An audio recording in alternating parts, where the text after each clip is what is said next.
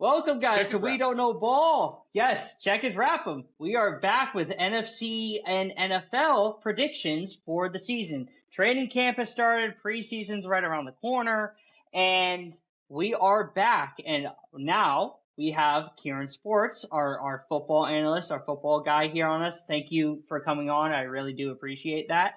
And this is the first time in a while that really all three of us are here. So Justin and Retro, how we're doing today? Fantastic. How we're doing today? Great. I'm How we're hyped. doing? Like fucking Yeah, Tyler Perry, baby. Dude, we're finally getting a football pod. It has been too long. Let me talk to you. I'm so happy we're talking football, but I'm so upset we're talking football. Because I don't know if the viewers remember, or all five of you that listen to us, or you assholes that comment on TikTok remember, last time we talked about football, we got a worse version of our old head coach. So we're going to break the 500 record this year, and we're going to be terrible, and it's going to be great, and we're going to get a draft pick, and we're going to waste it on a quarterback. We're going to waste it on a quarterback we're not going to use, and stuff and things and stuff. It's a great time to be a Steelers fan. It's so great. I'm so glad we're talking NFC so I can have a generational crash out next weekend. I can't wait till we go like 8-1. I have to Yeah, imagine.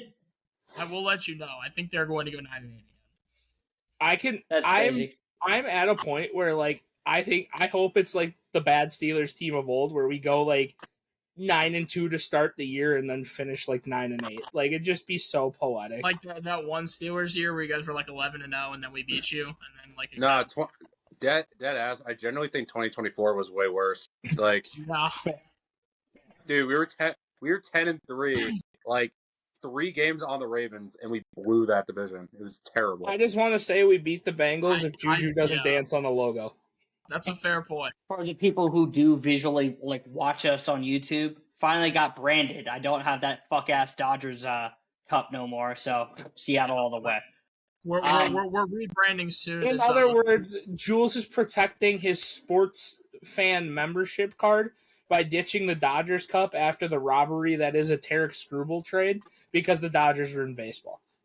Well, which is unfortunate because Retro just learned what baseball was.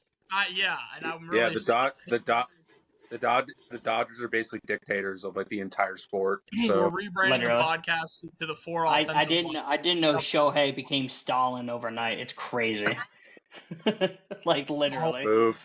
Shohei's on his LeBron arc and just trading everybody that he gives a look to. So what division do we want to start with? What do we want to start with? What do I got up first? I'm sorry, the NFC West up first. Okay, sure. So, I mean, I guess I'll kick off with my 4 predictions for this division. I have the Rams at 13-4. I have the Seahawks at 11-6. I have the Niners at 10-7, and I have the Cardinals at 2-15. Yeah. You're too low on the Rams and too high on the Cardinals. Too high on the Cardinals. Well, so Kieran, here was my thought process behind it is, doesn't matter how good the Rams look all year. For some reason in the division, these guys find ways to drop games. So I have them dropping games. I have them losing in Santa Clara to the Niners, and I have them losing in Seattle to the Seahawks. However, the 2 games I have them losing outside of this, my God, I don't know why I picked this, but I'm going to hear it from all my fucking friends. I have them losing to Green Bay just because I think that defense can kind of give them fits up front. And then I have them losing to Denver. So I have them losing to 2 what should be top 5, Denver's top like 10 defenses. Pick, so I'm not even mad about that. I think Denver will be great. I think Bo Nix will come back and he'll ball out a little bit. Spoiler alert, when we get to that next week, I'll have Denver winning the division, but I don't know if that's going to be a shock to anybody. Yeah, I don't know. And high on the Cardinals, I mean, probably a little higher on the Cardinals, but their 2 wins I have is the Jets and then Tyler Show having an absolute collapse in his sophomore season. So, like, the Jets and the Saints, I think it's just 2 safe, like, shit teams that they could potentially squeak out against. The NFC South are going to have like the NFC South is so gross. I think like there's like a set stand. I I think there's like a set standard like with the NFC West. I think it's like easier to predict than like people are giving credit for. Like the fact that people think that Niners like have a chance against Seattle, I just like disagree with that. They're relying on like old veterans that are injury prone as fuck.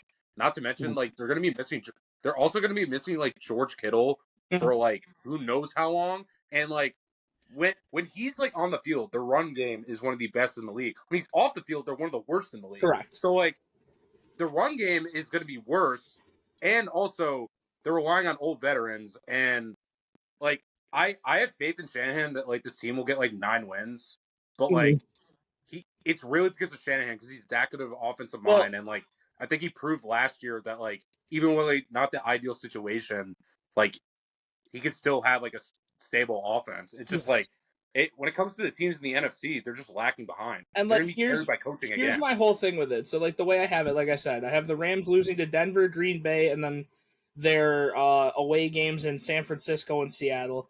I have Seattle losing to New England, the Chargers, Denver, Chicago, the Niners, and the Rams. I have the Niners losing to the Rams, Denver, Seattle, Washington, Dallas, the Chargers, and Philly. And then I said I have the Cardinals beating the Jets and the Saints.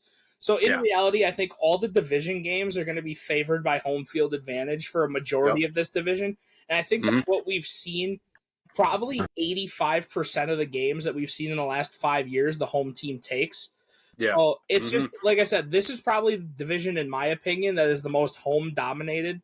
And they always just seem to, no matter how good a team is, how bad a team is, play down against their division. It always seems to be a good game. So, like, it's the same thing. I think we're going to see this for years in this division where it's just cookie cutter. The Rams and the Hawks are up here. They're fighting each other. Then you're going to have the Niners that are kind of on their tail, but like they're just a significantly worse team than the other two. And then the Cardinals blow dick. Like I don't think they could beat a CFL team. Like it's just. I generally think the Cardinals could potentially be the worst team in NFL history. I think they're that bad. I don't like Michael LaFleur. I've always hated that hire. I know they're just never going to use Jeremiah Love because when the fuck has like a first round pick for a running back has like ever been utilized his rookie year. You're not even going to get the potential until like year 2 or 3. Just because he was utilized doesn't just Ashton Jeanty, Ja'Cory Krosky, Merritt, just because they were utilized doesn't mean they were good. I think the Cardinals suck. I think the Rams have the potential to be a top 5 team in NFL history. And like unfortunately, Jules, like the thing is, I think Seattle does have a chance like to beat the Rams, but it's gonna be a lot harder than last year. We just talked about it for baseball. LA is just ruining sports, period. That's a fair I guess they've been ruining sports for years. Oh god, sorry. No, like when they bought Gretzky. Yes, I'll go ahead. I mean, I'm basically around the same. So I have the Seahawks at 13-4. I have the Rams at 13-4. I have the Niners at 9-8, and I have the Cardinals at 2-15. Little worried about the Niners injuries. I think that there's a good chance that they drop a few that they shouldn't. Like I said, I think 9-8 is probably fair, somewhere between the 9 to 11 win rate. Who do you have the Cardinals beating? I don't even remember from the schedule that I had. I can check real quick. I'm assuming it's the Jets and some random ass team. I was going to say, I know the Jets is one of them because it's the Jets. So realistically, like, you know, I could probably assume it's either if I had to guess, it's going to be either the Saints or the Falcons out of the NFC South. I'm pretty sure I had the Falcons because I have the Saints. I'm not going to get there yet, but I'm pretty sure it's the Falcons that I had. So for me, it's like realistically, it's just like Justin said. There's the Rams and the Seahawks. They're dueling it out. The 49ers are behind, and I actually think they're going to be a little more behind this year than normal because like Kittle is out for an extended period. Yep. I think Ricky Pearsall is out for an extended period. Yeah, he's out for the year. Yeah, he's out for the year. Right. Rick is done already. So whatever's going on with that like weird electric thing that's happening in the 49er stadium, it's destroying their players. And I just feel like at the end of the day, I don't see this team being significantly better. I actually see them being slightly worse. And then the Cardinals are the Cardinals. So yeah, like the only reason the Niners to me are not like a bad team is because they have Kyle Shanahan. Like we know like Kyle Shanahan is going to get the most of any offensive situation. Like that's really the only optimism that they have. So, Jules, what are you looking at as far as records here? Give me 1 second. I have to leave for a second. My phone's phoning up. Give me 1 second. Oh no, you're good. Kieran, do you have like full predictions for like records and stuff or not? The thing is, like, I haven't done like the records yet because like I still want to like get like an idea like in the preseason, like, and like how they look in like spurts, like that's a fair point. Some of these offenses. So like probably after like the first or second preseason game like week, I'll probably have like a full record prediction. But like I do have an idea on like who I actually think is going to be good. So that's fair. That's fair. Yeah, I just have this bad juju feeling that we're doing this week, and then something crazy is going to happen. My god! Like on an opening drive of preseason, and somebody crucial is going to go down. Yeah, like what if like freaking Amon-Ra just like there's been what if Amon-Ra just like breaks his ankle like. Yeah, there's been so many preseason injuries already. Like my left tackle got taken from me, and there's been a bunch of teams that have had problems with their guys too. It's rough right now. Yeah, I'll be honest with you, I get the whole Tunsil thing, but at the same time, like you'll hear in a second, I'm still high on your guys. Like, the thing is, like, I think the injury bug claimed it last year. Well, the injury bug. My thing is, it's like in 2024 we make the NFC Championship game with Brandon Coleman, and it sounds like that's who's going to be playing our tackle. So for me, it's like I don't know, been there, done that. Honestly, like it's like we talked about it. I think we talked about it like week 9 or week 10 last year when we talked about it. Just the injury bug, and it's like I think I brought up a stat like week 13. I think it was the week after Mahomes went down. How many ACLs got torn? How many when you think about it, like. You can handpick 3 or 4 teams that lost 10 plus starters last year. Like it's kind of insane. Like Tampa Bay lost a whole team damn near. Yeah, Washington. I think you guys lost. You guys lost 4 guys in week 3. Like we actually last year over the course of the year had the most injured starters in the whole league. Like it was really, really, really bad. Like, and then you got Green Bay who makes the trade for Micah, and then Micah goes like It's crazy to think about how many. So Jules, do you have records? Yeah, I went LA, Seattle, San Fran, Arizona, kind of same thing. LA, I have 1 win over Seattle, 13. Seattle 12. I have San Fran actually at 11, and then Arizona at 2. Same thing with the Jets and the Saints. So to me. And as a person of like Seattle Seahawks, like, I want to, as a man of faith, right? Do I want to say we are the team to beat in the NFC because of defending champs and all this kind of stuff? Absolutely, right?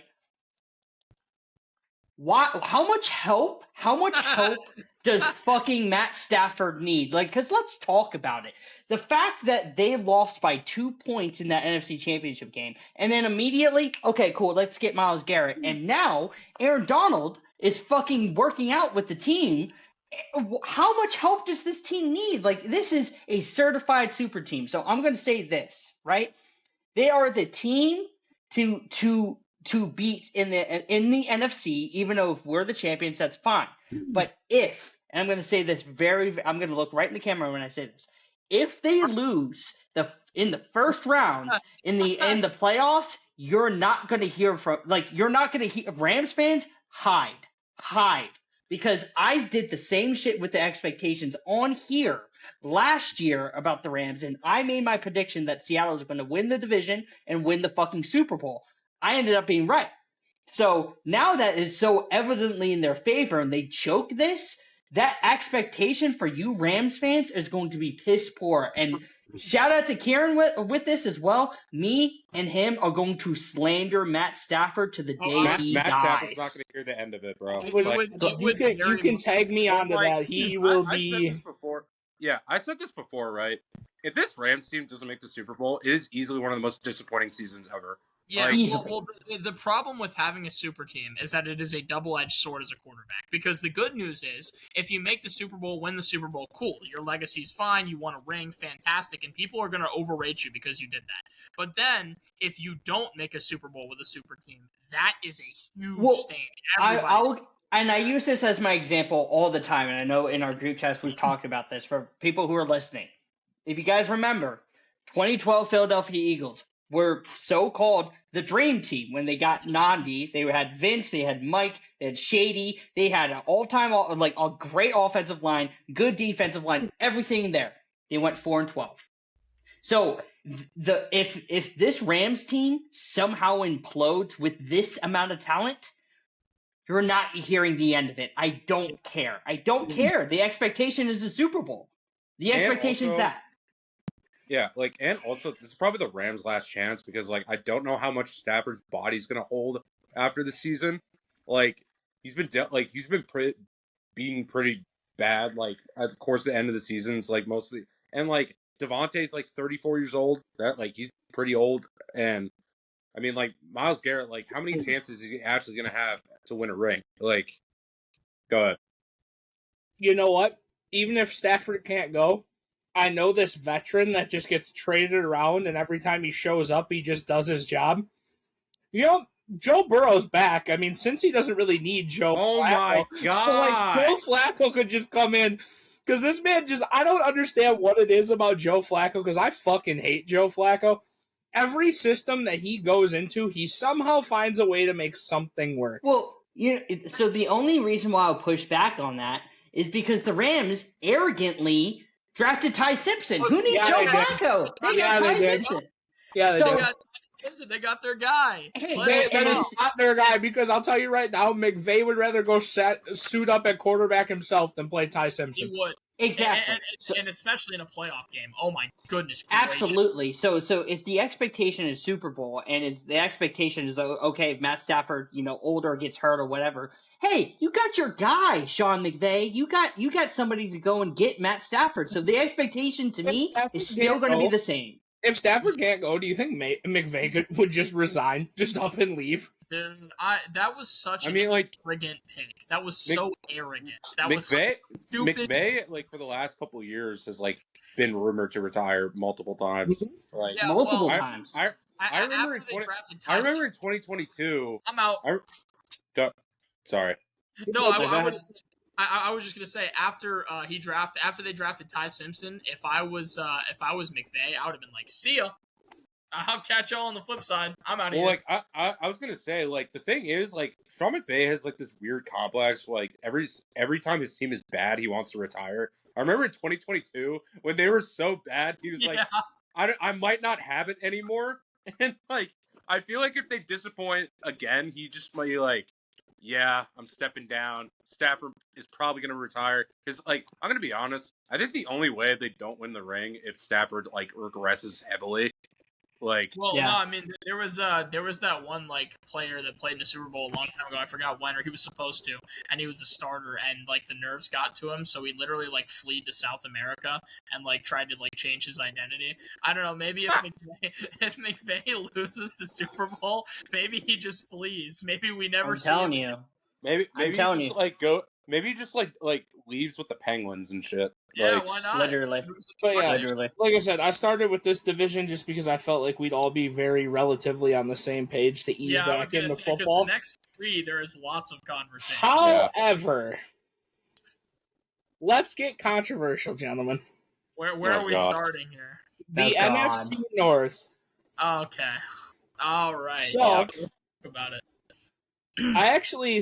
I don't know how the tiebreaker breaks down on this, but I have a tie at the top of the division. I don't, but I have a tie at the bottom. I have the Bears and Lions at 12-5. I have Green Bay at 9-8. I have Minnesota at 3-14. I have the Bears losing to Philly, Green Bay, New England, Tampa, and Buffalo.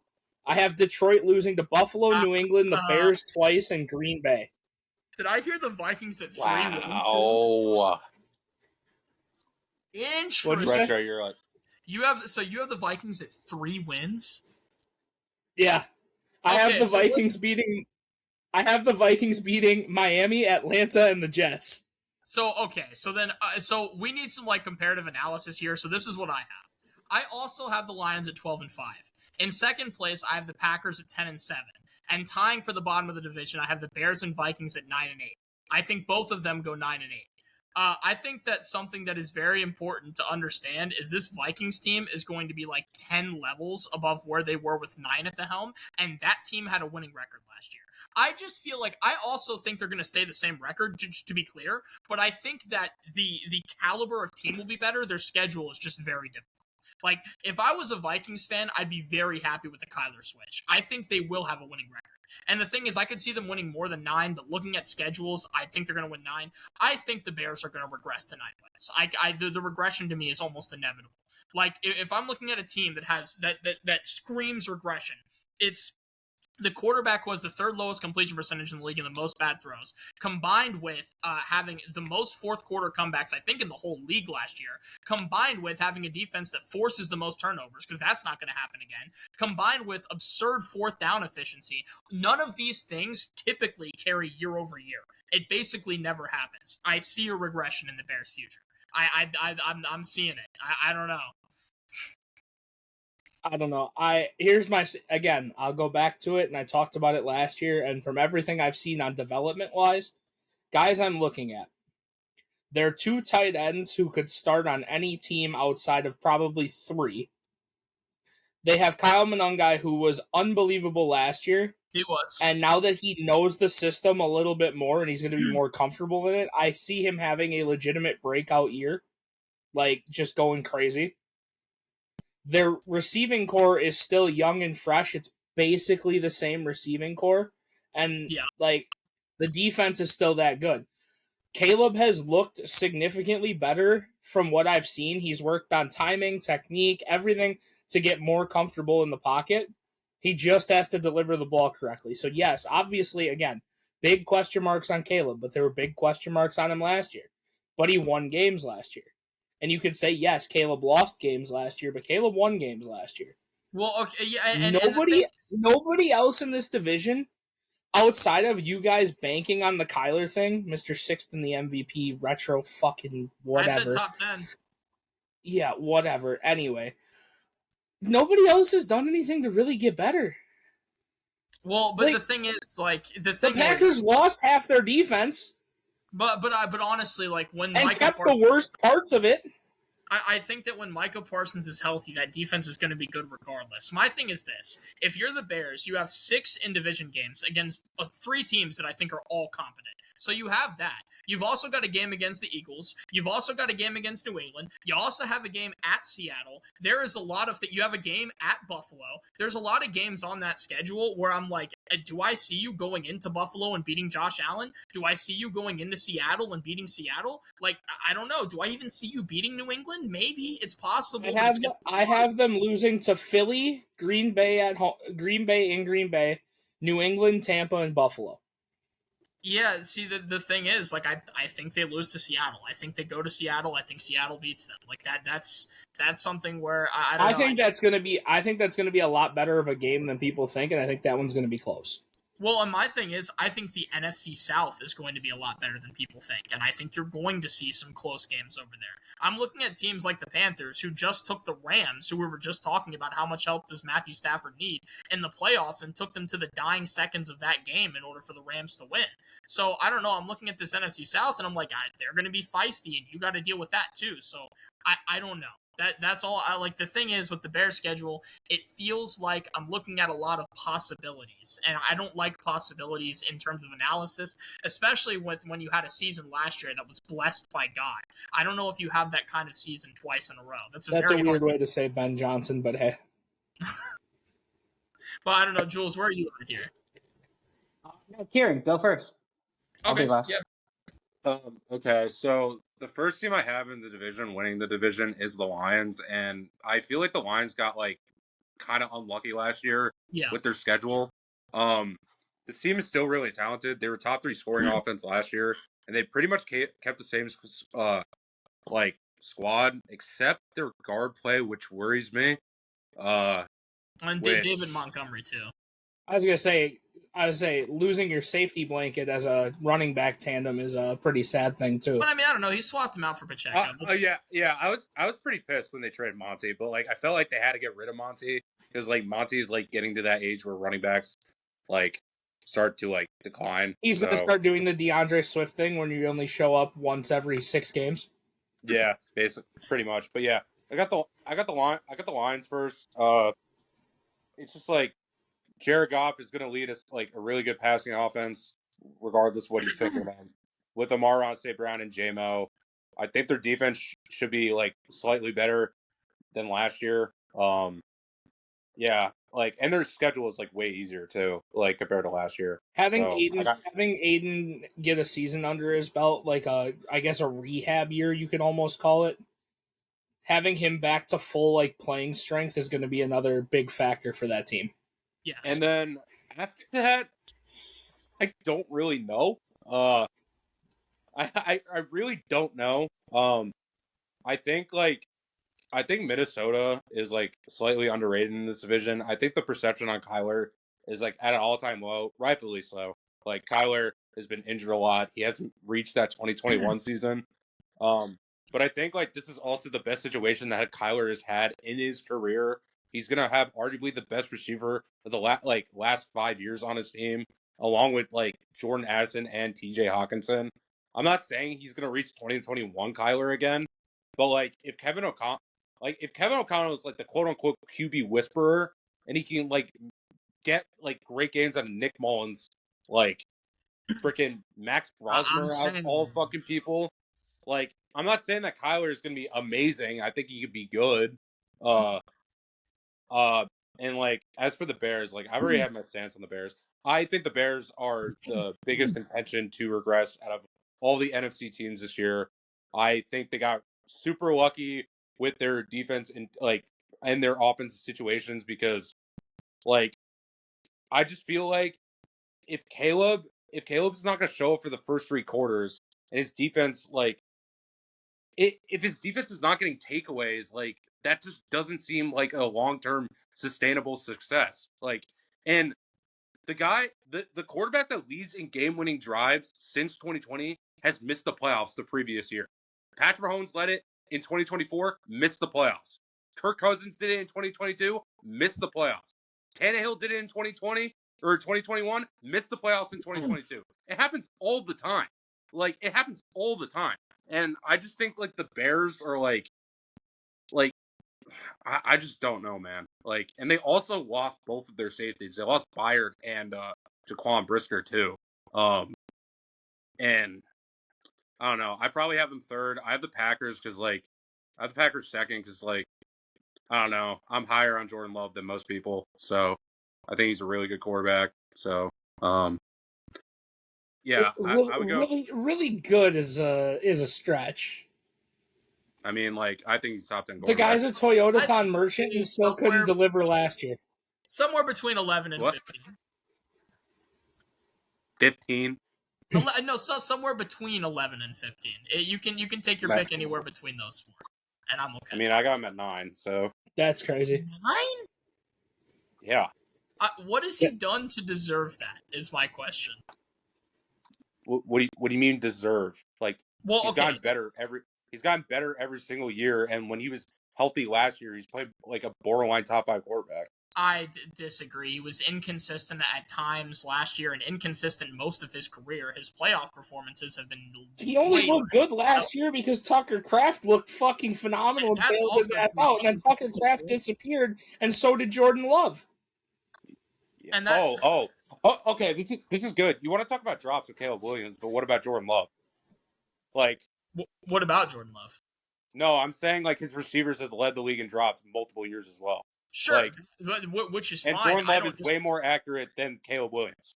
It's like not close. I agree with that too. I think Jordan Love's better than Caleb Williams. I wasn't talking about drop passes. I was just saying after Tucker Kraft got injured, the Packers' offense severely fell off. Yeah, but it's not like Jordan Love's weapons were like that great either. Like Dobbs is like cool, but like he's not elite. Well, I don't know. The thing is, like, I'm looking at Jordan Love playing. Tell me another team that has 5 receiver 2s that are capable of all doing the job.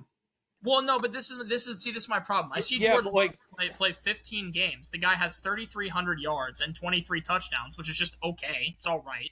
And it's like, okay, sure, like I can give you that. His completion percentage is decent, so he's pretty efficient. But it's like, I don't know. In 2023, I'm seeing him give me over 4,000 yards. Not to mention, I sure hope his completion percentage was high last year, like, because the amount of calls that were literally dump offs to running backs to go make something happen, I sure hope his completion percentage was high. But, like, what? Why are we acting like Jordan Love's a conservative quarterback, though? Like, he's not. We've talked about this. He's a decent quarterback if he was in the right system. If they let him gunsling, they don't play make for him to actually go out and do the things he can do with his arm. Every single play call for them is a check down or a 2 or 3 yard route. They don't want him to take the deep balls, and when he does take the deep balls, he looks rusty on it because he ends up leaving them short because he doesn't get to throw them. This is my problem. It seems to me like Jordan Love, his best year was his first year starting in 23. I disagree with that. And I thought it was last year before he got hurt. I disagree. I think he has been trying to reach that height since then. I think that Jordan Love is trying to... What he's doing is, 2023 is his best year. 24 regresses significantly, and 25 is an upgrade from 24, but not yet to 23. He hit here, and he's trying to climb back up. I don't remember, like, Jordan Love's first year. The first half of the season, he was bad. Like, he was not good the first half of the year. Sure. Like, I can't say that was his best year at all. Sure, but I think about the second half. But you're saying that Jordan Love's best year was last year, when downright, we talked about it on the podcast multiple times. We all laughed and kind of agreed at it. He got outplayed by Malik Willis. When Malik took over the offense, they looked significantly better. Yeah, because they limited the offense and relied on their run game. Like, it's way different with relied Jordan on Love. Malik Willis's legs, because Malik Willis's legs are really good. Malik Willis was able to keep plays alive and make things happen. Jordan Love just doesn't seem to do that. This is, like, the thing is, I feel like Jordan Love has gotten very, very highly rated, and I don't understand why. I don't think that he's Jordan a good quarterback. I don't think he's better than Goff. I don't think he's better. He is better than Goff. He's much better than Goff. No, I don't think so. And I don't think he's better than Goff. Signs of being a good quarterback. Because when Jared Goff is on, he is way more efficient, way more consistent than Jordan Love is. He just is. There was a stretch I think it was last year, maybe it was the year before. But when he's off, he's literally the worst quarterback in the league. I mean, that's fine, but, like, Jordan Minnesota, Love, he was dog shit. J.J. McCarthy literally against Green Bay, he was not good at all. Like, sure. there's multiple, Jared Goff. Like, I'm not saying that Jared Goff is bad, but, like, he also, like, is one of the worst quarterbacks under pressure too. Like, Jordan Love is much better under pressure than Jared Goff. But here's my problem. I look at Jordan Love and I'm like, I think 4,100 was, like, the peak of Jordan Love's powers. Jared Goff hasn't been under 4,100 yards in 4 years. Like, in 4 years. Like, the lowest he's gotten is 4,400. Jared Goff is just slinging at a better rate. He's giving me 30-plus touchdowns a year. So, just because someone has more passing yards, they're a better quarterback? No, not even that. He's giving me 30-plus touchdowns a year, which showing me that he's also getting to the end zone. His completion percentage is very solid every year. It's really also efficient. In a much better situation than Jordan Love, too. In 2024, he threw 72%. Like, I'm looking he's at also in a much better situation than Jordan Love is. I think Jordan Love's also in a good situation. I think they're both in good situations. Jared Goff? It doesn't matter. Jared Goff in 2024 had one of the best generational situation. The best run game in the league. Ben Johnson and J-Mo and Amon-Ra. Jordan Love had fucking Romeo Doubs, Dontavian Wicks, Christian Watson. They're all wide receiver twos. His O-line is way worse than we're not Christian Watson could be a serviceable number one on a bottom team. He just got to stay healthy. He's so good if he can stay healthy. He's so dynamic. No, Justin, I agree, but he also doesn't play enough. That's the problem. Yeah, neither did Matthew Golden. If he played, they'd be so much better too.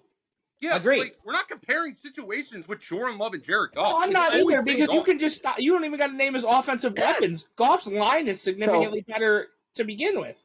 Sure. So, go ahead. Because I don't want to get into arguing QBs, because that's what I fucking hate. That's fine. I'm gonna say, and that's fine. I let you guys go at it. I'm on Kieran's side of this because I'm a Jordan Love. I like Jordan Love. I don't have him 9. I have him, I think, at like 10. or maybe 11 around that range, but I think that's fine. Regardless of that, getting to my predictions, I have Green Bay first because I think once Micah comes back, I think that defense is going to be humming. I actually have Chicago second. I do understand the regression of the takeaways. I do think that Caleb Williams does get figured out a little bit. There's all points of that kind of stuff, but even if he does regress as a passer, they still have one of the best like run games and run blocking offensive lines in the NFL. To where if Caleb can't do it himself, I think he has reliant guys to be able to kind of churn it. And it seems like what Ben Johnson's being able to do is utilize their running backs very well, and I commended him for that because even though Caleb is great, you adjust, right? Year by year basis, you get to see film on him. So essentially, you go back to what works best. Go churning that rock. Go get the running backs the rock and that kind of stuff. I have Detroit 3, and I'm lower on Detroit because of two things. Is essentially, do I think that offense is going to be good? I do. I don't know about their defense. That defense I really is so don't. bad. I think outside of Aiden Hutchinson, who we were hyping up last year when he was coming back, and then I'm still waiting on that Aiden Hutchinson hype from last year. Do I think he's going to be better? The one thing I'll say about Aiden Hutchinson, sorry, Jules. The one thing I'll say about Aiden Hutchinson, Aiden Hutchinson in 2024 was going to win DPOY before he got hurt. Before he got hurt. That level ever since. I agree. I agree. Yeah. And so even though like you have a really good defensive line, I think their secondary is buns. Obviously the Teron Arnold stuff has happened. That's going to affect them. I don't think their secondary is really good. They're going to be giving up a whole bunch of yards over the top. They have nothing defensively outside the line, so they're going to have to rely on getting pressure on these QBs in the division. And I don't know if that's going to be sustainable to me, so I have them third. That's fine. I have Minnesota last, but I don't have them going 9-8. You guys know how I feel about JJ. You guys absolutely know how I feel about Kyler fucking Murray. I do not like Minnesota. I will give the benefit of the doubt because originally I wanted to troll and say they go 0-17. I'm not going to do that. They're probably getting 6 wins. I do not know how. Wow. I do not know how Kyler's going to, Kyler does have the best situation to fit him, but essentially watching him through the NFC West, he locks in on one guy and loves him, and it's not the X receiver. It's never the number one. It's never the number one. It's been fucking Trey McBride, which Trey McBride is great. I'm not discounting that, but I don't know if he's going to lock in on Justin Jefferson. He's probably going to lock in on Hawkinson, which is cool, but that's going to be relying on the OC, how they can get Justin Jefferson open, which is, I'm not trying to compare like Marvin Harrison to Justin Jefferson or the situations of how they scheme offensively. But Kyler just doesn't take that X receiver. He hasn't done it since 2021. I'm not going to see him change his tendencies like that. An old dog doesn't learn new. Yeah. Well, no, go ahead. No, I was going to say, I do agree, but, I will say that, I do think, Minnesota is a good offensive line when they're actually healthy. Yes. They have one of the best tackle dudes in the NFL. I do think, even though that, Kyler does lock in on one guy, he is going to get, away with that more because, he's going to have more protection in the pocket, so... Well, also, if you're gonna lock in on one guy, what better guy to lock in on than Justin Jefferson? But it might be T.J. Hawkinson. That's the problem. Yeah, well, here's the thing. Honestly, if we're operating under a check down offense with Hawkinson, shoot, I think that would work too. I think this Vikings offense is very fluid. They can move in a lot of directions. The thing about Kevin O'Connell, because the biggest criticism I have with Kevin O'Connell is the run game. I think it's been very lackluster ever since he's been the coach for the Vikings. Mm-hmm. I think if the run game is below average, and you have to rely on Kyler to sustain these level of games. And that is why I have them so low, because I do not trust their running backs, and I don't trust McConnell to scheme it correctly. Well, so here's the thing. I kind of disagree. The reason why is because I think their run game will be okay, and I think it will be elevated by Kyler. because I think that having a quarterback that is as mobile and as good as he is at escaping the pocket and scrambling, I think that helps the running game. Also their line sucks, so he's going to be running for his life. I think their line's pretty decent. I think it's pretty I think their line when fully it doesn't suck because O'Neal and Darisaw are good. So and that's the thing. Like their interior's not good. The other thing is, even when your line sucks, if you have a really good mobile quarterback, like they can still get out and do stuff. Like Jaden Daniels did that most of 24. So I feel like I have the Lions and Packers make the playoffs. I have the Bears slightly missing it. I have the Vikings last. So yeah, I mean that's basically I have the Lions and Packers making the playoffs and the Bears and Vikings just missing. Like I have the Vikings at 8 and 9. Like I dude, like Kevin O'Connell's been there for like he's never gone below 8 and 9. So yeah, which is also crazy. I just think 8 is a far-fetched number for Kyler Murray. I don't know. I think that the thing is, I look at a team that had absolutely garbage at quarterback last year and they won 9 games, and I'm thinking like, what are the odds they win less than 9 games when they replace 9 with Kyler? And I'm like, I don't think so. Again, this isn't like perfect logic by any means. I mean, we saw Drew Lock get replaced by Russell Wilson on the Broncos and then it go worse. But I'm just saying, I think in this instance, I think Kevin O'Connell can do it. Jules, before we go to the next division, I want to say this one thing last thing about Kyler Murray. Okay. This is his last chance in the NFL. I generally think if Kyler bottoms out, if they start off really slow, I think they're going to transition to JJ McCarthy, even though like 9, like, you know, he's kind of a meme and all that stuff. Like, right. Kyler has to play well. Like, because I don't think if he bottoms out with Justin Jefferson, like this offensive coordinator, like what team is going to want him? Nobody. Like, no one. Well, that's not nobody. Atlanta might. They like recycled quarterbacks. And the Cleveland Browns. Fair. And my response to that is, I agree. But the situations that he had in Arizona, again, cool, not great. But everything that Kyler does isn't within structure. He has not been a structured quarterback since he's even been in college, to use a retro point, is that he's never been in any type of, even with Cliff being there, that, okay, he's going to be able to make these reads and that kind of stuff. So Kevin trying to basically break him down and build him back up in an offseason, basically, where it took him a while to even get to Minnesota, and then even reports saying that J.J. McCarthy was out playing him in training camp is really concerning. So to me, I can't give that much faith. Do I want to give him the benefit of the doubt? Because it seems like you are. I'm not trying to put words in your mouth, but I want to. I just don't like that's where my bias comes in. I don't like Kyler. I do not like how he plays. I don't like his process and all that kind of stuff. So I think you can give him the world, and I still don't think he's going to be able to give the expectations. Prove me wrong. You know what I mean? Yeah, I would love to be proved wrong. Both sides of the equation. Oh yeah, I just think for Kyle's play type, right? There's only been like one all-time great quarterback at that play type. It's Russell Wilson. That is it. Like, literally. Like a 5'11" scrambling quarterback that doesn't target over the middle of the field. They usually never work. Ever. The fact that Kyler like had some decent seasons should be like an accomplishment for him. Yeah. But like it comes to a point when you're first overall pick and you have like way higher expectations than everyone else, and like at this point, like Kyler's probably a bust at this point if he doesn't work out again. I agree. All right.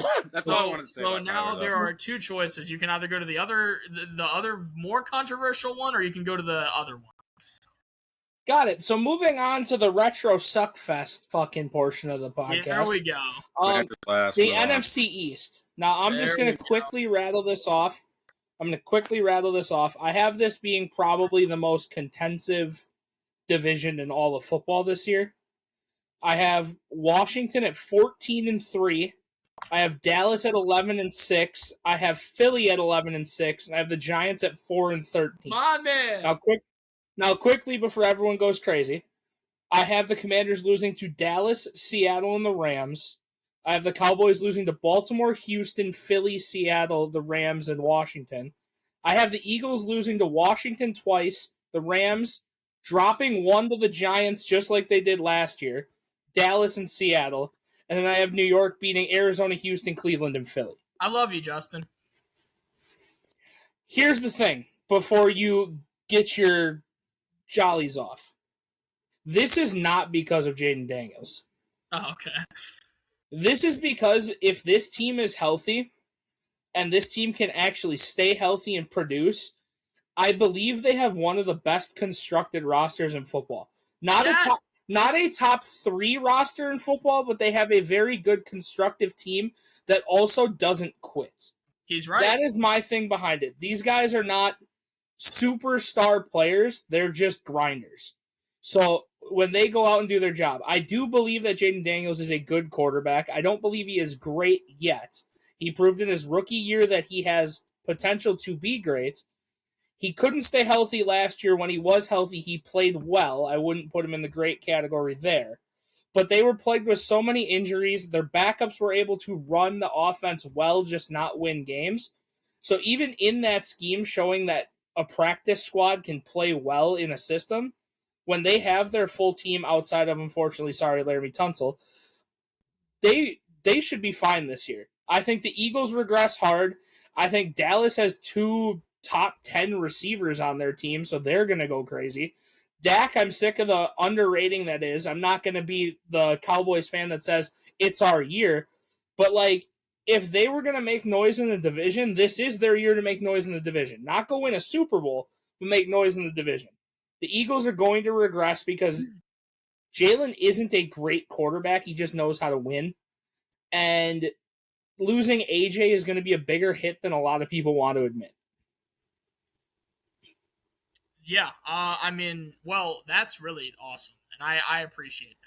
I am a little bit. This is not me glazing you. This is definitely me biasly hating the Eagles and hating that Dak keeps getting underrated. No, that's fine. I'm a little bit lower on my guys. So winning the division, I have the Eagles at 13-4, and then I have us at 10-7.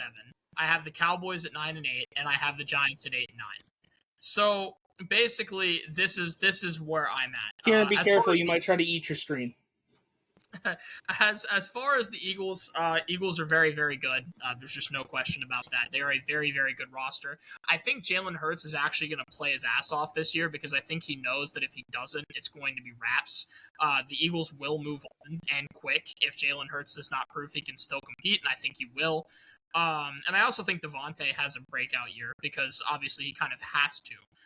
So I understand there's a lot of concerns there, and I could see them crashing and burning, but I don't think so. I think the Eagles are going to be very good. I think the biggest X factor is Saquon Barkley. Yes, what Saquon are you getting? I agree. And then as far as we're concerned, Justin is correct. Objectively, we do have a very good roster. I don't think people give us credit for that. You look at the roster, obviously Jaden Daniels is there. Our running back core is Bill, who last year was one of the most efficient backs in football, Rashad White, who is very solid, Katron Allen, who's a very promising rookie. All 3 of those guys make a good running back core. Then at receiver, we've got Terry paired with Stephon Diggs, who are both top 10 in PFF and basically were the best in every advanced statistical category within that 6 to 10 range. They were both fantastic. And then we also have Traylon Burks on the team as a decent deep threat, and Antonio Williams, our new slot receiver that we picked. So receiving core looks fine. At tight end, Shiga Konkwo is our new guy. He's going to be pretty solid. And we also have the best blocking tight end in the NFL with John Bates. Our O-line, yes, it takes a hit because of Laramie Tunsil missing. But that being said, we've seen Brandon Coleman at tackle. We've played him before. It wasn't ideal, but we still did well. And we also added pieces. Matt Golbin, the center we just drafted, with the highest graded center in the draft. Josh Connerly looked really good towards the latter half of last year. He's going to continue to improve, so we have him. Cosme and Paul, whatever be the case. And then the biggest thing, and Justin, I'm sure this is what you were alluding to, the biggest thing is we completely overhauled the defense. The defense sucked last year, and Washington completely overhauled it. So at defensive tackles, we now have Deron Payne and Kinlaw inside, as well as Jerzon Newton. That is a nasty 3-core inside. On the outside, we have the new addition of Odafe Owe.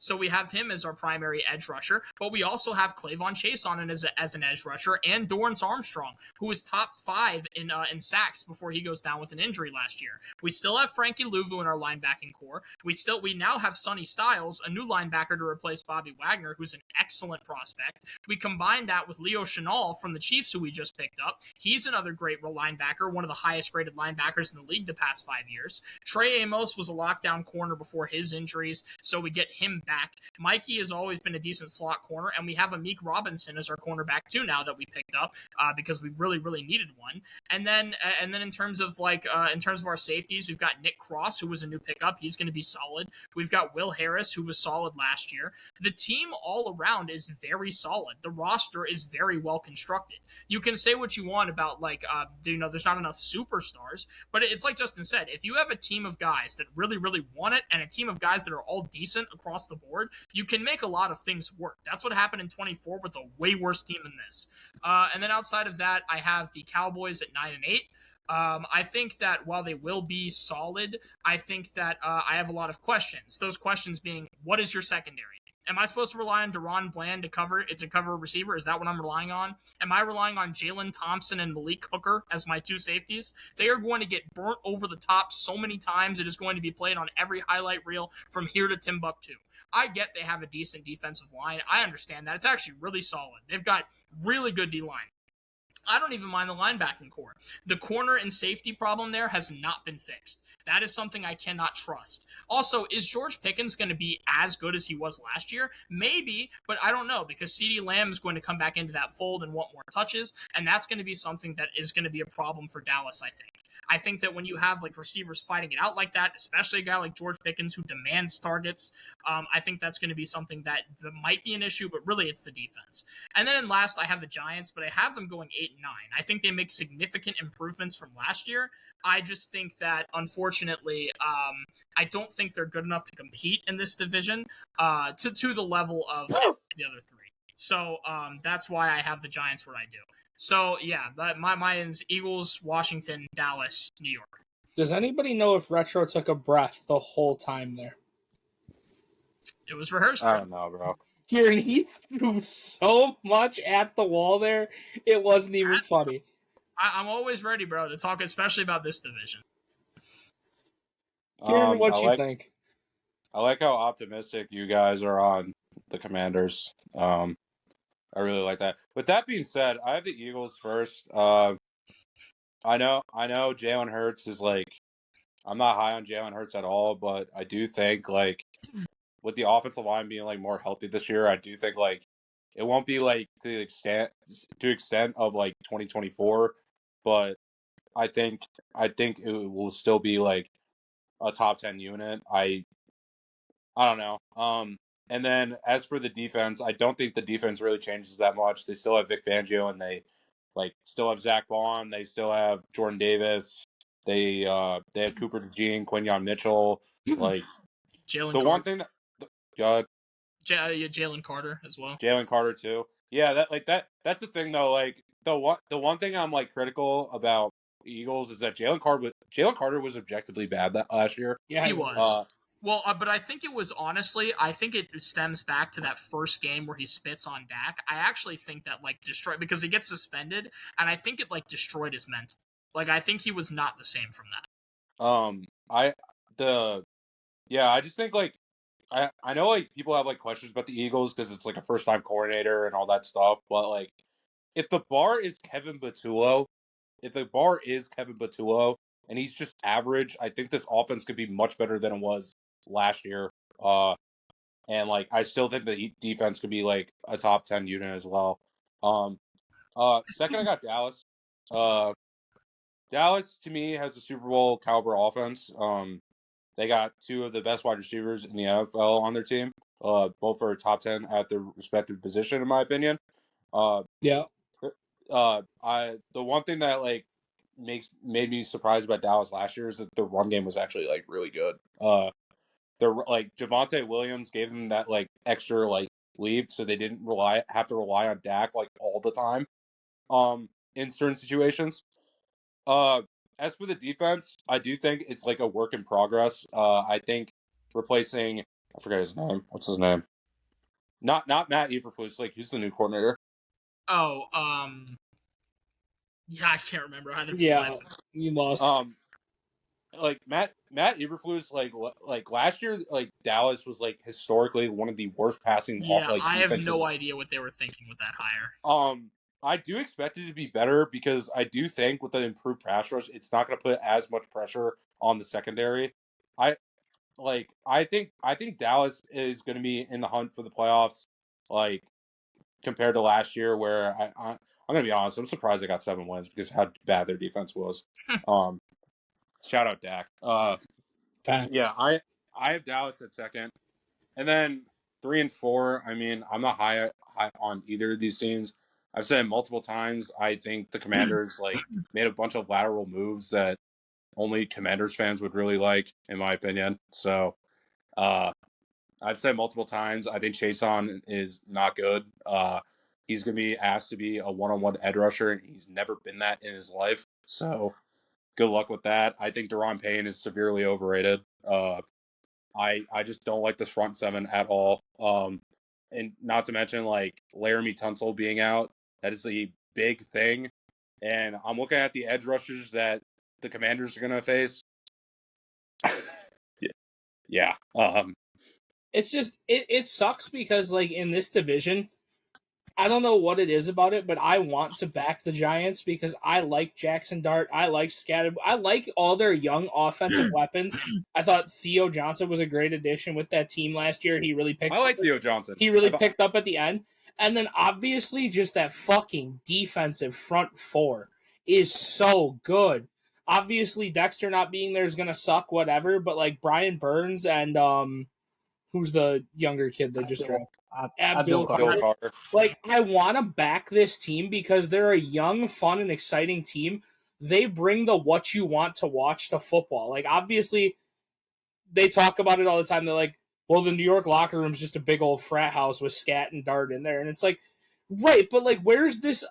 This is like the new generation of like bringing the electricity to football, making it more fun, this, that, and the other. It's almost, and again, Jules, calm down before I say this.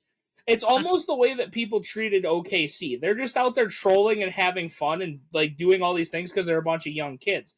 That's what the Giants feel like. The only difference is the Giants don't win games like that.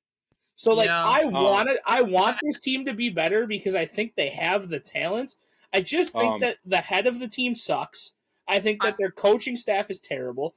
And they just don't scheme these players right. I mean, we talked about it last year. Brian Burns was just quietly having a just generational year.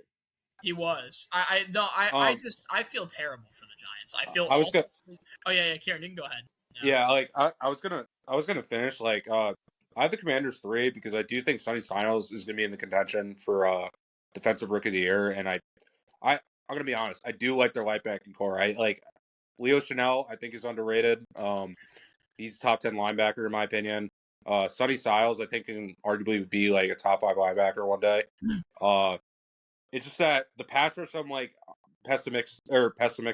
pessimistic about, and it's also your safeties. Like I think Nick Cross sucks. Like I think that was a terrible signing. The thing is, I don't mind Nick Cross. If I was going to criticize my safeties, it would be Quan Harris Quan Harris sucks. Quan Morton. That I have the biggest. Quan Morton. Quan Harris. Kieran, can I ask you? Do you think that Sonny Styles has a better rookie year than Carson Schlesinger had last year for the Browns? I wish, but like considering that linebacker room is like so loaded that like I don't think he's gonna have like that crazy impact right away. Because like I do think like Schlesinger like had more of an opportunity to like. Well, yeah, he's on a dog shit defense with the best. He had the best defensive player in the league playing on the line on the opposite side of him. I was going to say, I also feel really bad for the Giants. Like, I just feel... Oh, yeah. Like, I was going to get to the Giants, too. I think this team, like, they're the Chicago Bears a few years ago. Remember a couple years ago when they still had Justin Fields? And they made a bunch of, like, free agents and moves during the offseason where they're like, oh, the Bears are actually going to make the playoffs again. And they go, like, 7-10. That's how I feel about the Giants. The Giants, to me... One, Jackson Dart, I don't know if he's going to stay on the football field that long because he's the most reckless quarterback in the league.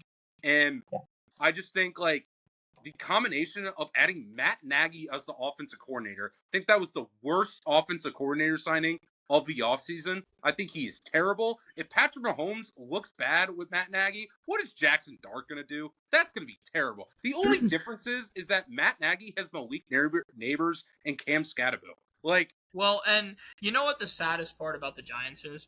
I actually think the Giants are one piece away from being a really good team, and I think they already have him. It's the saddest thing in the world. If Malik Neighbors was just healthy, the Giants finally found an elite, generational level receiver, and they can't have him because he keeps getting hurt. Speaking of which, I haven't looked at anything on that. Is there any update on him yet? Because there's been no talks of him, like, doing anything. He's indefinitely out. They have no idea when he's going to come back. So, also, to be fair, before you answer that, fuck the Giants for not re-signing Wandale. That just pissed me off. Yeah, Wandale was really good last year. Yeah, and, like, here's the thing, right? Like, I understand, like, the Giants have a bunch of edge rushers, and that's fine. They could definitely get after the quarterback. They cannot stop the run at all. They are one of the worst run defenses in the league, and especially a league that is, like, actually respecting their run game. And they got worse losing Dexter Lawrence.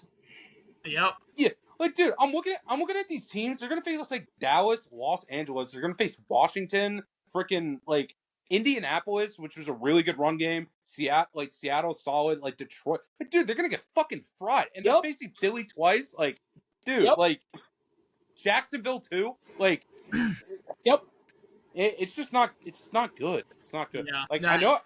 Yeah, like. So, like I said, I have the Eagles and Cowboys, like, as playoff teams. I have the Commanders 3. I think they're outside of the playoffs. I have the Giants. They're the Giants. All I heard Kieran say there was free my man Brian Burns. Pretty much, yeah. And, yeah, Kayvon Thibodeau sucks. I don't care. He sucks. So, interesting. Okay. Fair enough. Hi, Jules. Welcome back. So, yeah, I had to throw my phone back in the fucking fridge because of the soliloquy that fuck-ass Retro was talking about the Commanders. You're welcome. So I find it really ironic that the future division winner is saying that, oh, they can't stop the pass and all this kind of stuff, but the one person that you didn't say on that Dallas secondary is the best safety prospect in the past 25 years. Here comes the Ohio State glaze. Yes, Caleb Downs is generational, and because of the fact that he is there, he's putting everybody in the spots. Their pass rush has gotten significantly better because of the Micah Parsons trade, and the fact that they've got, like, we talked about Chicago being the clearest point of regression for next year because Dallas's defense is the clearest point of progression that I've seen, and nobody has talked about it. Quentin Williams is fantastic. They were one of the worst, I believe, fourth down conversion teams of, like, just giving up fourth downs. They obviously let up a whole bunch of points, and that's why they had a bad record. But essentially, cool, you got Deron Bland. I still have fucking Caleb Downs in my back, and like, he has done everything that I have seen. That is why I'm talking, and it's not just because of Ohio State. It's because of what he has done. It's because he's the Kyle Hamilton clone, yes. The problem, he's better than Kyle Hamilton. He's better coming out than Kyle Hamilton. That's the thing. Retro, hold on. Like, my thing is, we talked about it last year. I think it was, week 12 or week 13 when they signed Jadeveon Clowney or whatever. We even talked about it. We said, this front seven can be really fucking good. The only issue is their back four couldn't cover us four. And I agree. And just like a lot of other situations secondarily, when they have one person who can have that maturity at a young age to get people in spots, that does a lot for your defense. That does a lot to be able to stabilize. So to be clear, you are relying on a rookie to transform an entire defense. And Nick Emenwari did it. I don't want to hear it. I don't want to hear it. Do you think Nick Emenwari was the only reason why your dark side defense was as good as they were? You think it was because of him being an ultimate chess piece? A big fucking piece of it. Have to do with Deron Bland as his corner? Is that who we have to deal with? Yeah, If Deron Bland moved the safety, It's Tyron Bland. Bland. No, he's not. moved the No, he's not. safety, it would No, work. no, he's not. No, he's not. No, he's not. We already Tyreek talked about Woolen is this. buns. He's Retro, we garbage. talked about this. If Deron Bland moved to safety, it'd be the best thing for his career and the Cowboys. I will. That's true. That's true. So in Jules' defense, I do agree. I do think a full season of Quinn Williams will help this significantly. I think also like Kenny Clark has as a secondary D tackle. He's got a whole 2 seasons left in his career, so they better make it worth it. No, but this is the thing. They made that move to give Dax at least some stability for the rest of his prime. The one worry I do have about the Cowboys is it's mostly the linebacker, the inside linebackers. I think Overshown has promise, but I do think he is slightly flawed. I don't think he could be ever a Mike. He's more of a Will or Sam to me. I agree. I just think Overshown being your Mike is just not good. Which Overshown's almost Overshown is almost a edge rusher. Honestly, the guy is a blitzer. He's a pure blitzer. That's what he does. Yeah. I just think I think the pass rush will be much better because Rashawn Gary getting one-on-one reps instead of more double teams and Quinn Williams and Kenny Clark can free that up. I do think it's gonna give them less pressure on the secondary as well. Retro, if you watch Overshown play and then you blink, do you see Anzalone by chance?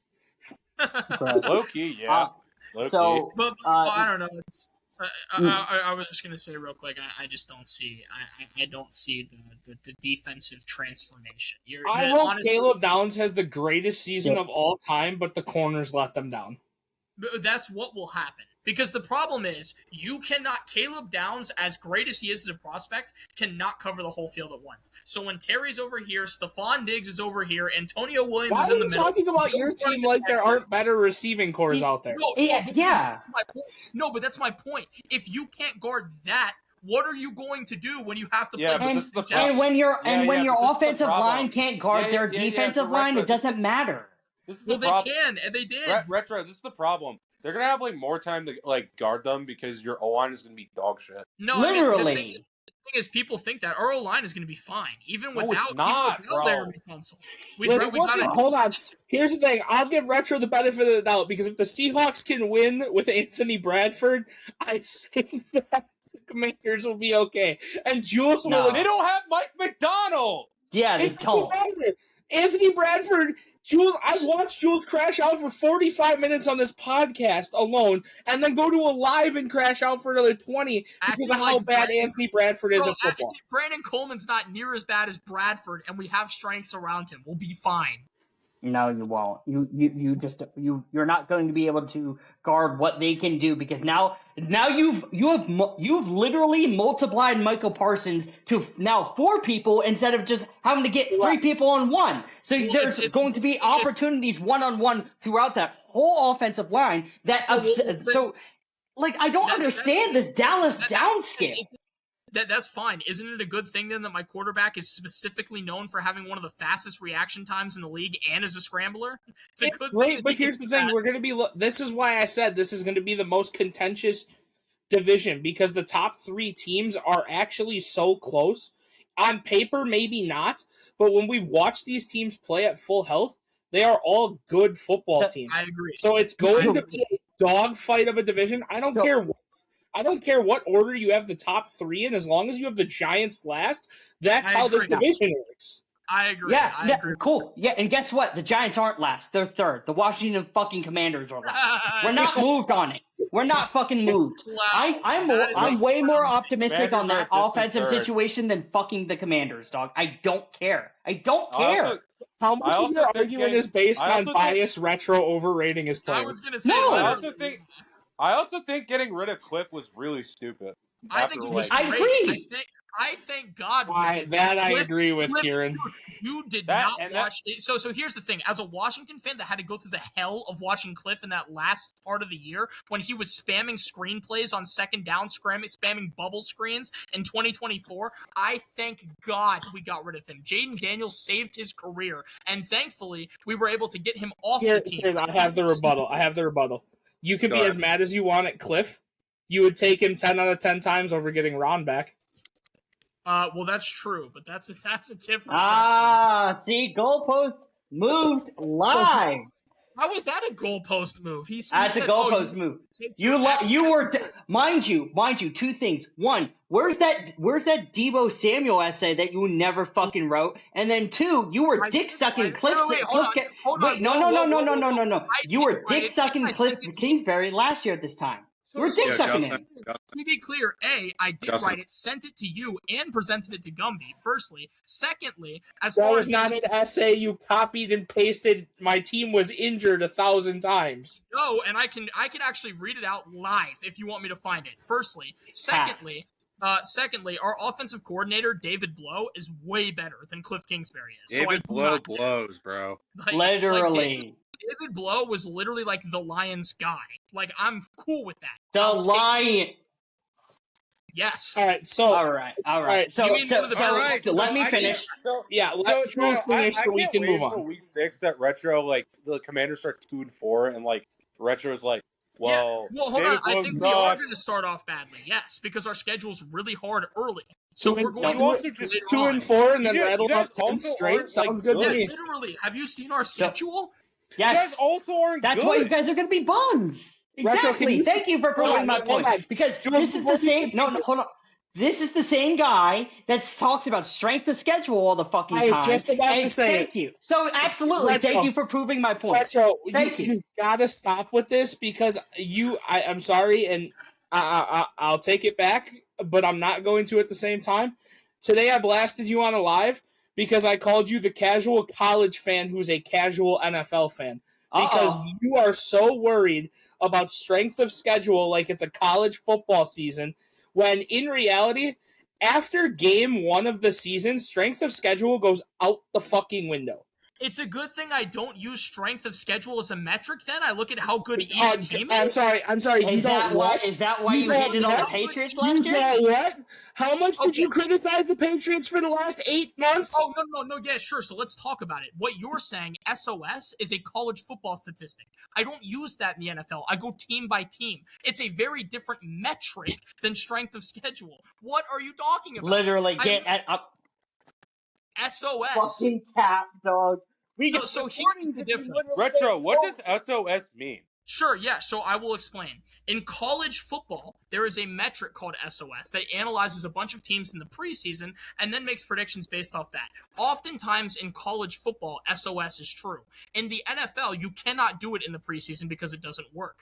I can look at teams and I can say these teams look good, these teams look bad in the preseason. It's impossible to know that early. But you know what I can do with the Patriots? I can look at the Patriots after the year is over and I can retroactively say that they had the easiest schedule of the 21st century, which they did. All of that is true. None of that is lies. So I'm cool with that. Like, literally, there's no way you could disprove it. So it is what it is. There's just no way you can disprove what I just said. Hold on. This is opious amount of fucking cap, dog. There's just opious amount of cap. Disprove it. We got recordings of you literally shitting. Oh, they have the, easiest schedule in the 21st century. That's been on recording on here. Yes, I did. You use that as a metric. Wait, okay, so I'll say again what I just said. You are allowed to talk about a team's strength of schedule after a season is done in the NFL, because once you do that, then you can look at things retroactively. I can go team by team in the preseason, and I can say, well, this schedule looks pretty difficult, but I can't know until the year is done. Once the year is done, then I can make a claim. In college football, a lot of the time, SOS is typically pretty accurate. That's the difference between college and the NFL. I got 7 more hats up there, dude, if you really want to keep on. It's copious. So I'm going to finish. As I always say, people can say what they want, but you can never out-logic me. You cannot debate or rebuttal as to what I am saying is false. You cannot do it. Yeah, that's about as logical as my never wrong, just early comments. That's what I thought. So again, Philly's in second. I do think that they you might have logic, but weeks 5, 9, 13, 14, 17, the first round of the playoffs. You used strength of schedule against the Patriots a lot last year. Yes, because strength of schedule last year goes out the window until the season is over. You just said it, therefore you contradicted your own arguments last year when you did it in season. What did I also say during that argument? I said I can look at individual. I don't know, something about sucking JD5 off and that he's the best quarterback in football. If we weren't injured, we'd win the Super Bowl. Listen, it's good. Hold on, no, not Christmas yet. games are more important than any other game. Just so that everybody knows, what I said was, you can look at individual games, and you can make prescriptions on individual games during a year. You cannot judge an SOS until the end of the year. That's so what narrative. So narratives that we don't care about. So again, for me, that I'm going to talk about the NFC East is Philadelphia is going in second. Because I do think it's going to be a regression year. Their OC being new, the new situation, they're going to have to adapt with all their offense is going to be. The Giants, that I'm higher on because their defense is going to be like that. I think that that front four is going to be absolutely insane. I'm not a dart guy whatsoever because I was the one, because I will own up to what me saying last year. I'm not a dart guy whatsoever. Do I think that it's going to be better? Maybe, and now having a John Harbaugh there who doesn't really move me, but at least it's a step in the right direction. I'm going to be slightly more optimistic than what I think is going to happen. And then Washington last because no, I'm just not. As for John Harbaugh, like I feel like people have to understand, like when John Harbaugh got signed, I always felt like this was a lateral move. I think. The Giants have been so bad for so long. Lateral is crazy. As much as we hate Harbaugh's here, lateral is crazy. He is a significant step up from what they had. Oh no! I'm not disagreeing that. I just think I think people have too high expectations for Harbaugh because Harbaugh has never really he's more of a special teams guy. That is his best trait. And I think him being very important part of the offense, I'm kind of worried about that because he really hasn't. What? No, fucking Justin. Justin's being a fucking idiot. Justin. What's up, brother? When you said special teams, he did the fucking no. What's move up, on. Justin's being an idiot. Go ahead, Pierre. I hope that was it's funny. No, but I just think Harbaugh is at this point in his career, I just feel like it's a lateral move because the Giants have been so fucking dog shit for so long that they just need I guess stability. But I don't think John Harbaugh is going to be the reason the Giants get over the hump maybe one day. It's either going to be the development of Jackson Dart or their run defense getting exponentially better. I agree. I think at this point, I think what Harbaugh is exactly what it looks like. He's a placeholder until they can find a legitimate coach. I was about to say, I don't think they hired him to be a Super Bowl winner. I think they hired him for stability specifically. They're okay, well, this guy's not going to get us anywhere significant, but at the very least, he'll be stable, which is something that'll be nice for a quarterback trying to grow. He can develop a culture for another coach to come in and build off of. And help develop a quarterback. Here's my thing, right? What worries me? I think Harbaugh is going to have a Dable year in 2022 where they barely sneak in the playoffs, potentially win a playoff game, and never get back to that point ever. God, I would really hate for that, especially because I want to the Giants. But after a certain fraudulent NBA Finals team, New York doesn't need any more hope. Anyway, I mean, yeah, fuck the Giants, but no, it's just we're gonna see a lot of things in this division. It's gonna be a bloodbath. It's gonna kind of exciting. Like I said, this year I'll be the Commanders' biggest hater, like I was with the Vikings in 2022. So this year, for me, outside of the Rams being fucking the Dodgers, football's gonna be very contentious in a lot of divisions. Speaking of... Jules, you better be ready to come outside. I'm letting you know. Halfway through the year, come outside. Retro the person that we're talking about the Bulls. How'd that fucking work out for you, buddy? No. We're good. We're good there. Anyway, Moving on to the NFC South, our final division we're going to cover today. Boy. I hate this NFC South. We I are the actually NFC hate South. this division. So What a division, man. I'll try to say this as, I don't know, straight-faced as whatever I can. My God, this is going to be in the same spot it was last year. I agree. I have the Bucks winning the division at 9-8. I do too. I have Carolina in second at 8-9. I have them in third at 8-9.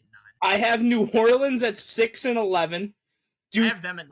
Due to who they're playing strictly, just I think that their schedule, I'm not saying strength of schedule, I'm talking about the talent on the teams that they're playing is just pretty crazy. And then I have Atlanta winning 3 games against Cleveland, New Orleans, and Tampa Bay. I have them winning 2. You're nicer than me. Here's the thing, I gave them Wow. one against Tampa Bay, which I definitely could take away, which either way I'm okay with. I think Tampa could fluke one to Atlanta, but Cleveland and New Orleans, I think, again, sorry, Saints fans, I don't know what it was about it, but like you're the guys that are going to drop to these easy teams this year. That's just my opinion. Like I said, had them losing to the Cardinals and have them losing, it's weird. It's just a weird situation. So yeah. Like, I don't know. I have the Saints winning 9 games because I think that the Saints are going to be decent. I think Shock's going to be really good. And I also think their schedule's not bad. I don't think it's terrible. Honestly. Their strength of schedule is not bad, Retro? No, the talent of the teams they're playing against is not bad. There you go. There we go. He's learning. You're a fraud, you know that? So sorry, I had to clarify because I knew that Justin understood what I meant, but now I really know he understood what I meant. So yes, the talent of the teams that they were playing against. Oh, I know, but your father DKB will be looking for you, just so you know. Yeah, and we haven't even talked about that. I don't even know what that's about. So we'll get Kieran, to that. you were there. Kieran had to fight. He said he filed your adoption papers, so he's actually your father. Anyways, as far as this is concerned, I also have the Bucks. I left them with trinkets and I have the trail Bucks winning the division at 9-8. I have the Saints going 9-8, but not winning it. I have the Panthers at 8-9, and I have the Falcons at 2-15. I think the Saints are going to be significantly better than last year, but still not like good or like great by any means. I think the Panthers are kind of just be similar to last year. They're just going to kind of like plateau. I think a lot of people got super high on Bryce Young. I think he looked better during the latter half of the year, but I don't think he's just I'll going be to. honest, I don't know if anyone's high on Bryce Young. I'm just really high on Tet. Yeah, I like think that. Tet's Yeah. a monster. But like I just don't think that overall it's going to be like great. And then as far as the Falcons, there is a world, okay? There's a world in which like Tua has this weird fluky like Dolphins year where because of all the weapons around him, he's just able to be good at football again. But I just don't think it's this one. If it happens, it happens, but I just don't think so. Fair. With them having 2 athletic, young-ish, Tua is young still, but 2 athletic, youngish quarterbacks, I would love to see Atlanta just come out with some sort of like trick play where they're both on the field, like double throw type Why shit. not, bro? Like, I would love to see that. You want to talk about a team that has 0 expectations to do fuck all this year? Have some fun. That's true. Well, and dude, listen, you're the Falcons. You're in the most winnable division in the entire league. Just like do something, try something, see what works, figure it out. Fair. Give the ball to Fair. Bijan every single play of the game. Yeah, I mean, why not, right? For me, so I slightly differ. I'm not. So I have Carolina winning. I actually have them getting double-digit wins. I'm not mad at it. I'm not either. And it's not like you guys said. It's not because I'm like really high on Bryce Young. I think with the strides that I was able to see with Carolina in the second half of the year, especially in that playoff game against the Rams, there's something that's there, right? So they're working into the next season to basically bringing everybody back with that young core. And if you start off on a good note, or really like ended last season on a good note, even though they lost, it's like I'm still feeling comfortable in a way to where it's like everywhere else, I think it's just either regression or just like they're not ready yet, because in second, that's where I have the Saints, and I have them right under at 9-8. So I think they're kind of in like a Panther situation where they just have a little bit too young of a QB. Obviously, Kamara's still there, and he's like whatever. We have to see what Chris Olave is. I know they got ETN, and that's great. but then their ETN. their defense is something. The fact that none of us, including myself, didn't mention the Rico Dowdle effect either is kind of crazy. True. Yeah. Karen, I hope Rico Dowdle can run as well as he did last year. I was actually going to say, I do think the Saints have like underrated players on their defense. I agree. I think at the last half of the season, Chase Young was playing like a boron. Chase Young looked like college Chase Young. Chase Young was actually living up to his second overall pick potential. So I also think that their safety Jonas Sanker was really solid. Yeah, I'll go next. So this division was tough for me, really, because I think all these teams have like glaring issues. So I actually have the Bucs at last, and the reason why is because I think Todd Bowles is terrible, and I think this year is where the Bucs defense bottoms out and be one of the worst defenses in the NFL. Especially if Vita Vea is going to leave, they're absolutely going to be fucking cooked on front. And then if Vita leaves, it's even then, right? Even then, right? I do agree. Like I said, Baker was bad last year, but like I do think like most of it was like situation based and like he was playing injured.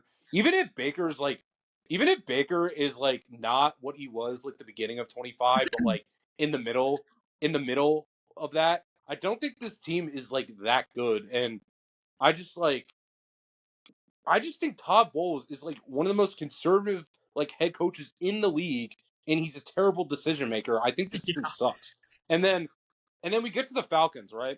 The Falcons for the longest time I thought like had the potential to be a playoff team because I do like their offensive like talent, like Drake London, obviously Bijan, like it's like it's Tua, and Tua's ass. Like he is. I just think there's like a small, tiny percentage chance that what happens with the Dolphins happens again. I don't know if it does, but there's a tiny percent chance that maybe it happens. The one thing I push back on like the Falcons just being like the worst team is that I do think their defense is going to be much better than the Bucs, and I trust Jeff Ulbrich more than like whatever Todd Bowles is doing at this point. So, so like I do think I have the Falcons at third, and then like I'm gonna be honest, bro. Like the Saints and Panthers to me are just gonna battle out for the division. I think both these teams are like up and coming in the NFL. I like what Kellen Moore did with Tyler Shuck at the end of the year. I think adding ETN, who's a much like versatile back than Kamara at this point in his career, is going to help out the run game a lot. And Kamara doesn't have to like be like he could go back to his role where he's not taking majority of the carries, which I think is going to help out Shuck. It's going to help out Shuck in the receiving game as well. And I also like the addition of Jordan Tyson to get pressure off of Chris Olave as well. So, as for the defense, it's a work in progress. Here's my big question, though, that I want to propose in this division. And it's like, I feel like everybody forgets it. We kind of touched on it earlier today when we talked. Baker Mayfield, up until week 9, was probably the front runner for MVP last year. Yeah. And then he takes that hit, and his shoulder gets fucked up, and he doesn't know how to play. He sits out, 2 weeks, and then comes back, and he's not healthy. There's a reason. Like I'm a huge Baker stan. He's done a lot of fucked up things in his life, but he's owned up to him, and he's actually pretty like open and honest that he's done this. But Baker was playing phenomenal football with an injured reserve team for most of last year, to be honest. Yeah. So my thing with it is Baker coming back fully healthy. They lose Mike Evans, who, well, let's be honest, Mike Evans was not Mike Evans last year. Now it's going to be more touches to Mbuga. It's going to be more touches all around. Like, I'm not going to count them out for that reason because they have such an electric offense. Well, I think Baker healthy is still I'm not going to say a top 10 quarterback. I want to be biased and say it, but he's definitely in that mix of like the mid-teens. And I think that his breakout ability, like, it's scary because his floor can be so low, but his ceiling literally can be MVP. And he's in year 9, so he, like I said, he's technically in his prime. No, this is what I was saying with the Bucks. This is why I have the Bucks winning the division. The way that I see it is the Bucks are like here, okay? And they're on a downwards trajectory, but they're sitting right here right now.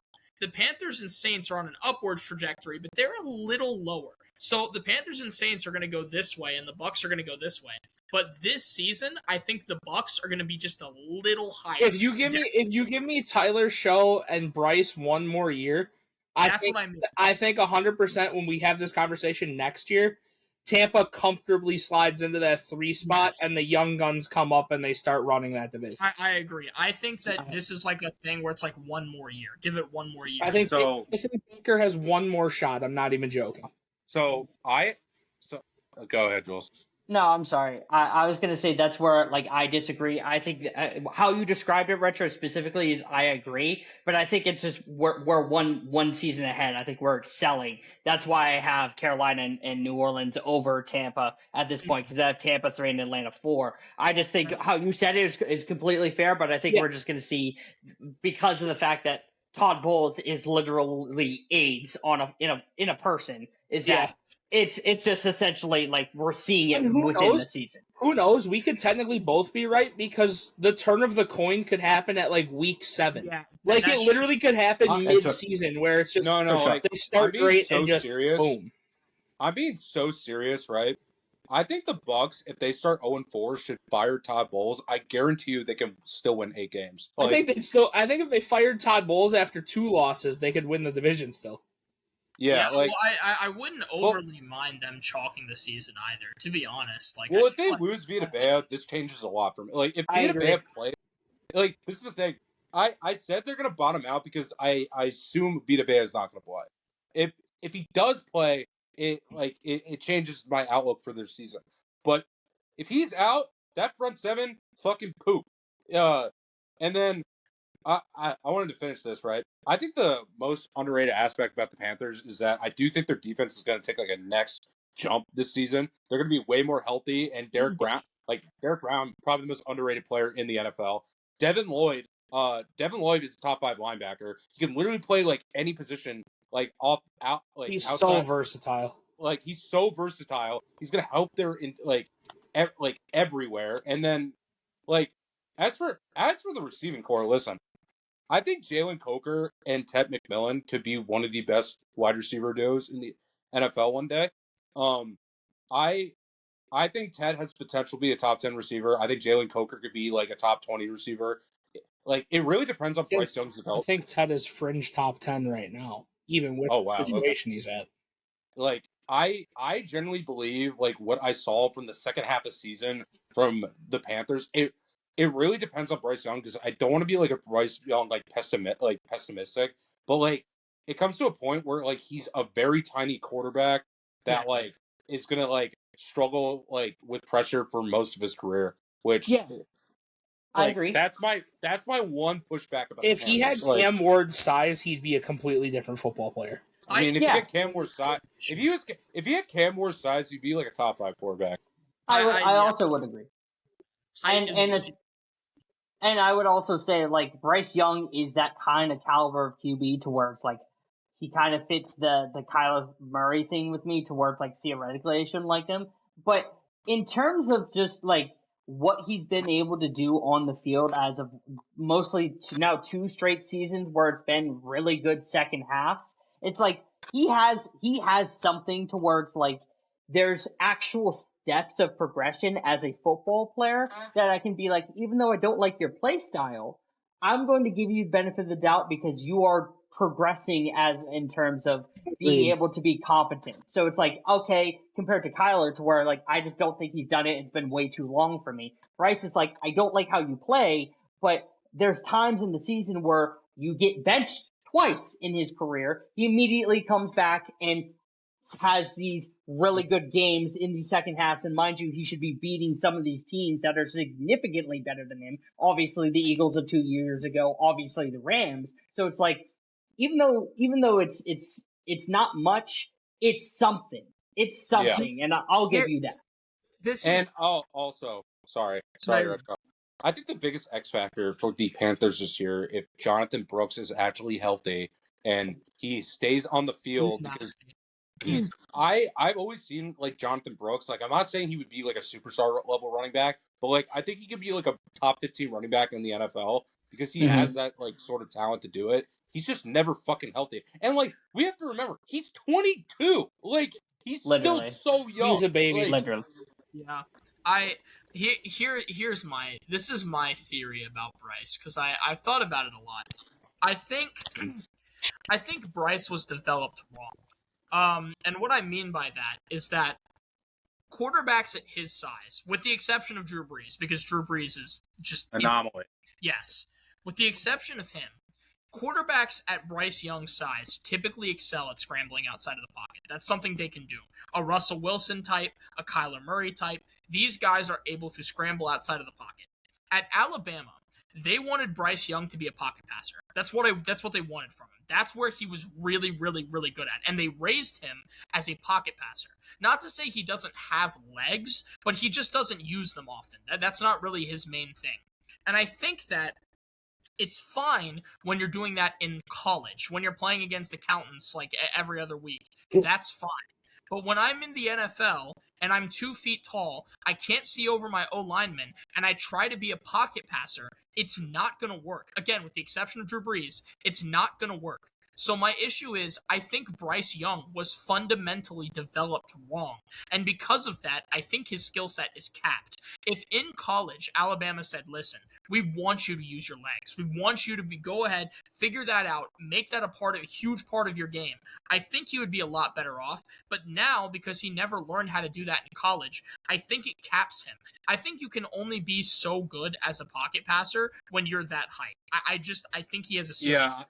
I agree. If you don't have the anticipation of Drew Brees, like at that size, you are just like never gonna be that good, and like that good, because like the thing is, Brees still struggled under pressure because he was just so tiny, like you know, like but he was so accurate it didn't really matter that much. With Bryce Young, he's not accurate enough to like sustain pressure, and also he's not athletic enough to like actually play like Kyler Murray or Russell Wilson. So like the thing about Bryce is that I think Bryce at his best could be a solid quarterback, but like it's so capped because his like physical limitations, and also like he's just not accurate enough. Like, well, and you got to keep in mind too, this also applies historically. So you look at a guy like Fran Tarkenton, who's right at the 6 foot mark, still pretty short for a quarterback, elite scrambler. Michael Vick, right at the 6 foot mark, elite scrambler. These guys at this height are almost always elite scramblers because you have to be, because you cannot see over the people in front of you. The way these quarterbacks get throws off is by getting out of the pocket so they don't have to look over offensive linemen, and then they can make reads. But he can't do that because he never learned how to use his legs. I just think it's a fundamental issue that Alabama caused. I feel bad for him. Here's my thing. We've talked about all these skill positions, all these star positions, all this. Do you know what 4 players in this division probably have the biggest job this year? Nick Folk, Ryan Fitzgerald, Charlie Smith, and Chase McLaughton. Do you know what position those players play? They're kickers. They are the kickers. In this division, when you are 500 teams, and that's what we're basically projecting this division at, outside of Jules saying Carolina gets 11 wins, this division is literally going to come down to field goal kicking because, let's be real, they're all close-knit. There's not really a super team amongst them. They're going to play gritty games. There's not nobody in this division is going to blow out a division opponent unless something by the grace of God happens, or, well, Atlanta's Atlanta. But, like, Carolina playing Tampa, Carolina playing the Saints playing Carolina. Like, all these teams, it's going to come down to their kickers, and I promise you that. We know how much I was a stickler on the kickers last year. Young Ho Koo. Dude, they were Young Ho Koo, you were probably my favorite kicker last year just because you kicked the ground 4 feet behind the ball. That was pretty impressive. But I think, especially in this division, and I'm probably going to say probably the NFC East as well, I think kicking is going to be huge this year. Because, as like you said, Kieran, historically bad from every field goal kicker last year, outside of the Steelers kicker, who was probably our leading scorer. kickers are going to be huge this year, especially in divisions. Even Boswell struggled at the end of the year. Boswell struggled after week 13, but up until then, that man was butter. Yeah, like Chase McLaughlin, out of all of his kickers, I probably chose McLaughlin the most, probably. Kickers in that division or in the league? In that division. I would say that especially in today's league where kickers can now kick way further and way more accurate, kickers are so crucial because they unlock an entirely new set to an offense. Oh, yeah. If all you have to be fair, though, it's Cam and then the other 31 guys. No, but well, that's what I mean. If all I need to do is get to the 50-yard line and you can go out there and hit a 66, 67-yard kick, I mean, that's... Well, think this way. Like, dude, like, in 2010, a 55-yard field goal was, like, unheard. Right. Yeah, exactly. Like, and now you got Cam Little out here banging it from 70. Brandon Aubrey's out here we would know that because we had Sean Sweetsham and Jeff Reed, two of the weakest kickers in the league. Well, the thing is, like, what we're looking at now is a lot of soccer players are making the consideration. So Brandon Aubrey comes from the MLS where he's, like, professionally playing soccer, and he's like, I can kick a football through a goalpost, and then he becomes the best kicker in the league. And now you've got guys, I don't know how many people in the audience watches soccer. It sounds like Harry Kane wants to come play NFL football. If Harry Kane chose to play NFL football, this guy would be banging in field goals from 70 yards. Like, so when you get to a point where soccer players start making these switches, because that's the other thing, kicker is not an ageless position, but it might as well be. You can be an elite kicker into your 40s as long as you keep yourself like Adam Vinatieri and Matt Prater. Yeah, that's what I'm saying. Like, so it's like ultimately, I think that being an elite kicker is so important. And you're right, when you're in these super close games, like for example, like Washington came this close to losing to the Bucks because our kicker couldn't hit a 35-yard kick barely. It hit both bars before it went in. If that is where your kicker's at, you're going to lose games. To be fair, there were 27-mile-an-hour winds on the field, but...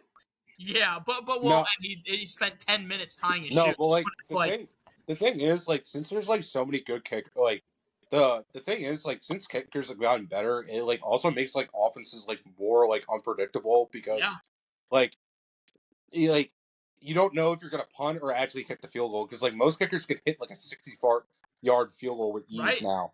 Like, Brand Aubrey, like, kicks, like, 67-yard field goals in his sleep. For fun. Like, it adds up. Like, after a while, those super long kicks, it adds up over and over again until... And that's the thing. Like, think about how crucial kickers really are. The year Cincinnati went to the Super Bowl, Evan McPherson might have hit 6 game winners that year for them.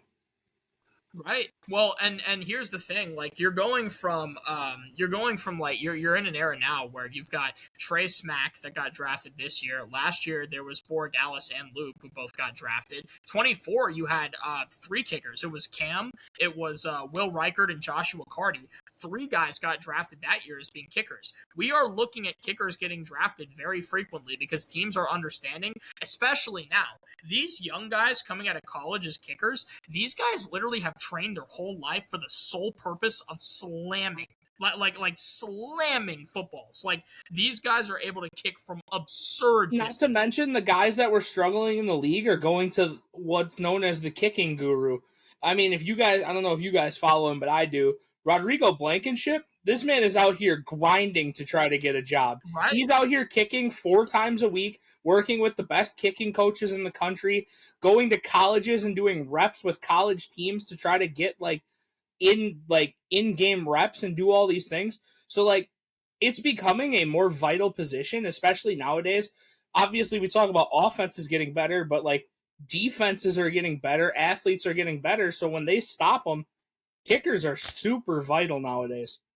Yeah, I mean, and that's the thing. Like, I think that you're right. In a division that is full of grittiness and games that will be close, it is very important to have a kicker like that. It's for the love of God, could they stop putting these teams on Thursday Night Football? Like, every time they play on Thursday Night Football, it is terrible. Buddy, I'm not talking. Buddy, Baker's prime time. You watch your mouth. Shut up. I'm not talking about like by themselves. I'm talking when they play each other. Like Atlanta. Nobody wants to watch an NFC South game. That is correct. Yeah. Like, well, and that one freaking Bears Washington game a few years back that was 9-6. That was one of the worst games. That's generally the worst game I've ever seen. That was awful. For sure. It was terrible. I agree. Guys, I have like 3% on my phone. So is there anything that that we got to say before we get out of here? Let me hit you with a history fact, and we'll get the fuck up out of here. Oh, sorry, we got to ramble. Yeah, I didn't know what was happening with Jules there, but hey, the audience loves the ramble. We'll just use this one because I like baseball. Time of recording is August 11th, kicking it back to 1971. Harmon Killebrew hits his 500 and 501st home run. Oh, and the same Harmon man. Killebrew, the Killer Jew. All right, and Netanyahu's coming for you. All right. With that, guys, I'm at 1%. That was We Don't Know Ball. Oh, he's gone. Thank you guys And for watching. as always, check his rap. Yeah. Thank you guys for watching. We appreciate y'all tuning in. Next week we'll probably have a football episode because I think we're gonna do the AFC. You guys would fucking hate that. I'll just quickly kind of share what my outlook looks like for us to do the show while Jules gets back here to end the show. AFC predictions next week. We'll go position rankings. Probably we'll do like quarterbacks.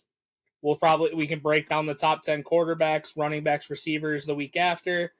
And then after that, we'll probably go into our awards stuff, and then we'll be hitting preseason. Well, I was going to say, I'm going to be gone for a couple weeks because I'm going to be moving into college, and I have a bunch of stuff going on there. But after that, I think I should be able to hopefully find a place. And if anybody made it this far and doesn't like retro, you'll be happy to know that retro is going to be trying to make the football side of things what will probably be non-existent on the basketball side of things. Yeah. So we'll be using probably Kieran more, Gunner more. We're going to try to get DKB back on. God, I can't believe I'm about to say this, but maybe a Tony Styles might join us. Like, what the fuck? Yeah.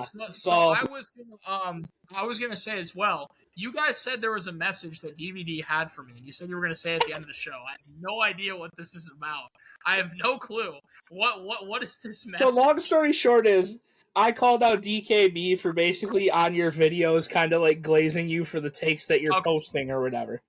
Okay, DKB. Okay, so Jules and I went on a tangent about he always comments on the things that he agrees with you. So Jules and I went on a tangent of probably, what would you say, Kieran, maybe 20 takes that Retro's had?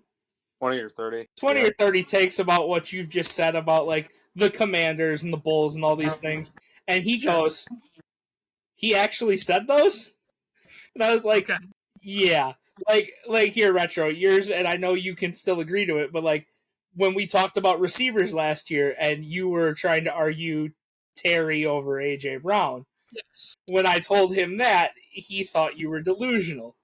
When we talked about you wanting to put JD5 as a top 5 quarterback after one season. Top six. Yeah, but that after one season you wanted him top 5 when we were coming into the season. Anyway, I wanted him 6. You wanted to go crazy on that. Obviously your Bulls glaze when you were 6-0 at the start of the year. That was just straight delusion, I'll admit. No, it wasn't. Anyway, your Josh Giddey stuff. Like we were, like I said, we went on tangents, and he goes, "Damn!" And then he proceeded to say that I know ball like 1,000 times, which I thought was just funny as hell. Like literally, Kieran was sitting there, and he was just like, "Holy glaze!" For like, I would like to say, to be clear, by the way, DKB, if you happen to watch this, I guarantee you half of the takes they said I have, I don't, or they were different than what they said. Because this happens every time. I just want to be very clear on that. But what was the message? You're bullshitting. He's just going to be looking for you. That's it. Yeah. Well, is that it? Is that the message? He's just gonna call you on your bullshit. That's all it is. So interesting. I'm so interested to see where this goes. Shout out DKB. So with if you want to outro it and cut it, you can, and we can talk about it after. Yeah, so with that, guys, that was We Don't Know Ball. Thank you for coming up, Karen. I really do appreciate it with the NFL stuff. We'll be updating you guys with our AFC conference next week, and hopefully just getting right into the season. Always love to talk with Retro and Justin and Jules. So I love how he went to Retro first, and then he was like, wait, I should say yes about the other two people, because in reality, he was being facetious about Retro. So with that, guys, it was We Don't Know Ball. We'll see you guys next week. Check his rap.